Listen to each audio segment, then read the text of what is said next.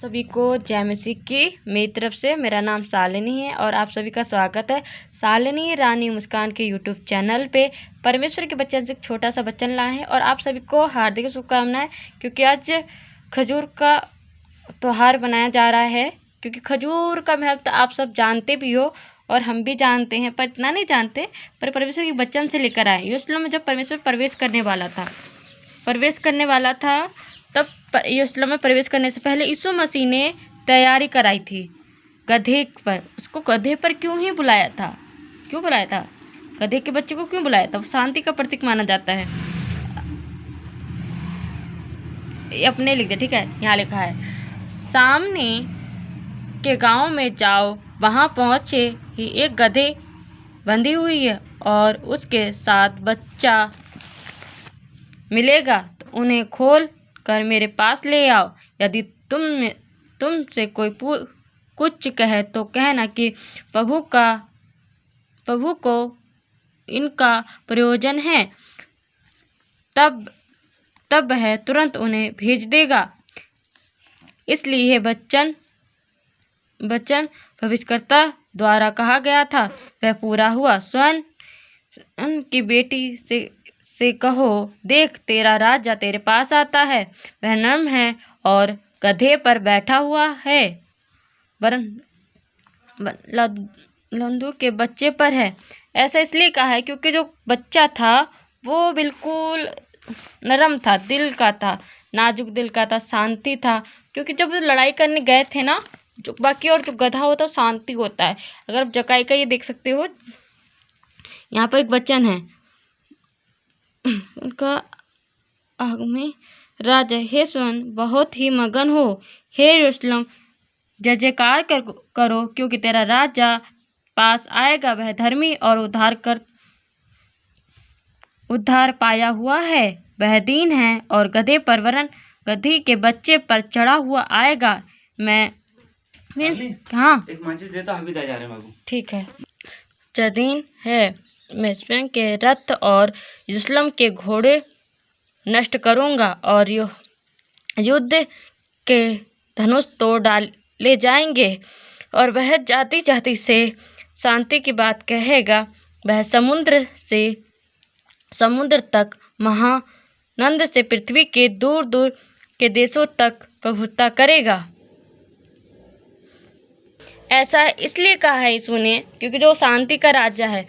यीशु क्या था? शांति का राजा था। सबके ऊपर नष्ट, घायलों को जो समस्या थी सबको उद्धार करने वाला था। अनंत का पिता और शांति का राजकुमार रख जाएगा। जो शांति का राजकुमार था वो अपने अपराधों को, क्योंकि शांति है, अपराधों, घायल, कोड़े खाने, हम लोगों के लिए चंगे हुए, कोड़े खाए, रूह कांप जाती है। अगर क्रूस की कहानी अगर तुम सुनोगे तो ये है। खजूर की भी बात की गई। खजूर एक धर्मी व्यक्ति को दर्शाता है। वो सीधा होता है, टेढ़ा मेढ़ा होता है, कांटे चुभे होते हैं खजूर के अंदर। अगर आप भजन सहायता पढ़ोगे ना, बुक का भजन सहायता 12 में 2, तो फली होता है। धर्मी व्यक्ति के लिए खजूर का दृष्टांत दिया गया। वो सीधा होता है, खजूर का पेड़ सीधा होता है। देखो यीशु मसीह जब आए, यरूशलेम में आया, प्रवेश किया, तो उसके लिए भेंट क्या लाए थे? खजूर की डालियाँ तो लाए थे। खजूर की डालियों का महत्व क्या है? खजूर की डालियाँ ली और उससे भेंट करने को मिलने और पुकारने लगे कि और धन्य है इजराइल का राजा जो प्रभु के नाम से आता है। धर्मी लोग खजूर के समान फलेंगे और वन के देवदार के समान बढ़ते रहेंगे। क्योंकि खजूर का पेड़ हमेशा सीधा बढ़ता रहता है और उसके अंदर मीठा जल भी होता है। पर कई लोग कहते हैं वहाँ का पानी कड़वा है। इसका देश पता कहाँ पर है? ये ना पुराने वचन में है। देखो यहाँ पे बताया गया है एलीशा के 2 आश्चर्य कर्म। उस नगर के निवासियों ने एलीशा से कहा, देख यह नगर मनभावने स्थानों में बसा है, जैसा मेरा प्रभु देखता है, परंतु पानी बुरा है और भूमि गर्भ गिरने वाली है। अगर आप ये देखो, ये पेड़ है, अगर ये थोड़ा सा तोड़ दिया जाए, मैंने तोड़ दिया है उदाहरण के लिए, पर ये कांटे से भरा है। अगर हम इसमें पानी भी है, इसमें अगर हम एक बूंद भी पानी डालते हैं, अगर हम पानी डालेंगे जब बारिश होती है ऐसे करके, तो पानी पड़ता है तो वो फिर से जीवित हो जाती है। उसमें ये छोटे छोटे कंतियाँ निकलने लगती है ना, आप सभी ने देखा होगा, आपने उसको महसूस किया होगा। संतान है वो कांटे से भरी है, इस पे भी कांटे हैं, इस पेड़ पे भी कांटे हैं, आप देख सकते हो। पर फिर भी इसमें इसका उपयोग होता है, इसके अंदर मीठा जल है, दवाई है, औषधि है, पर हमारे जीवन के लिए महत्वपूर्ण है। तो हम खजूर को ऐसा क्यों कह सकते हैं? खजूर भी तो हमारे लिए महत्वपूर्ण है। उसका पानी, उसके फल, जो खजूर का पेड़ होता है वो सीधा जाता है, टेढ़ा मेढ़ा नहीं होता। ये तो है नींबू का पेड़, हमने उदाहरण के लिए आपको बताया इसका। ऐसे वचन बहुत सारी बातें बता। यीशु का जो वचन है, पवित्र वचन है, उसका आगमन तो लिखा था। जो खजूर का पर्व है वो अच्छा माना जाता है, खजूर सबसे अच्छा माना जाता है। अगर कुल कुल कर खेलोगे तो इतना मुलायम है ना, नरम है। उसी प्रकार हमारे यीशु का भी मन इतना नरम है, उद्धार करता है। गुड्डू गुड्डू वो हमारा दोस्त है।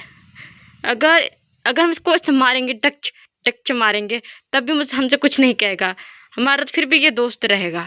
उसी प्रकार हमारा मन बनना चाहिए, अपने पड़ोसियों से प्रेम रखना चाहिए, भले दूसरे जाति कुछ भी करे। उनका त्योहार है, अभी होली का भी समय चल रहा है, पर होली की खास बात ये है कि जो बुरी बातें ना करो, गलत काम ना करो। होली का ये महत्व है कि गलत काम है तुम मत करो। भले वो देवी देवता को पूजते हैं, पर उसका भी कोई उद्देश्य है। जो हमारा यीशु मसीह आया था, जो खजूर का पर्व है, उसका भी कोई उद्देश्य है। धर्मी व्यक्ति कांटों से घिरा रहता है, पर फिर भी उसके अंदर कोमलता बनी रहती है। धन्यवाद हो परमेश्वर का इस वचन के लिए। पवित्र शास्त्र हमें हमारे जीवन को सुधारती है। मेरे पास जितना साधन होता है हम उतना करते हैं। अगर आपको अच्छा लगता है तो हमें ज़रूर सिखाना और बताना भी। धन्यवाद हो परमेश्वर का इस वचन के लिए। आमीन। और एक वचन हम परमेश्वर की तरफ से छोटा सा लेकर आए आप सभी के लिए। ये वाला वचन है भजन साहित्य का, ठीक है। मैं यहोवा पर घमंड करूँगा, नरम लोग ये सुनकर आनंदित होंगे। आमीन। हालेलुया। जय मसीह की आप सभी का। आप सभी ने मेरा वचन सुना। परमेश्वर का वचन है, मेरा नहीं वचन है। धन्यवाद हो। आमीन। परमेश्वर आप सभी को आशीष दे।